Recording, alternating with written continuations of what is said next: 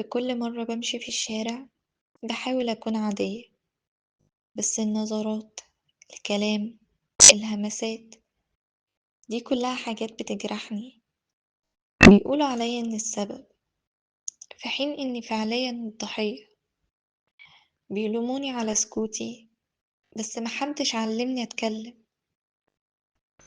أنا ضحية، ضحية مجتمع بيحب الهزار، بس مش هزار لما بنت تمشي في الشارع وتسمع كلام قليل الأدب، ومش هزار لما حد يمد إيده ويقول كنت بهزر، ومش هزار لما تدخل أونلاين وتلاقي رسالة مقرفة أو صورة ملهاش لازمة.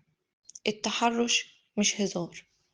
اللي بيقول هي السبب بيحاول يبرر جرم، وده مرفوض. اللبس مش مبرر، المكان مش مبرر، ولا حتى السكوت مبرر. في بنات بتسكت علشان خايفة، وفي بنات بتسكت علشان اتعودت، وفي بنات بتسكت علشان عارفة إن الناس هتقول هي السبب، هي اللي بدأت.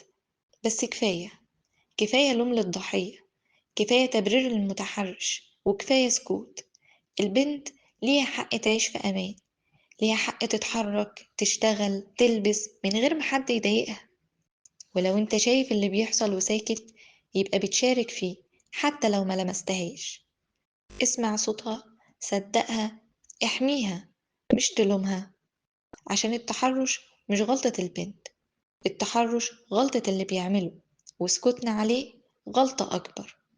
أي تحرش هو جريمة مهما كان شكله أو مكانه، ومن حقك تتكلمي، ومن حقك تحسي بالأمان. انتي مش لوحدك، كلنا معاكي.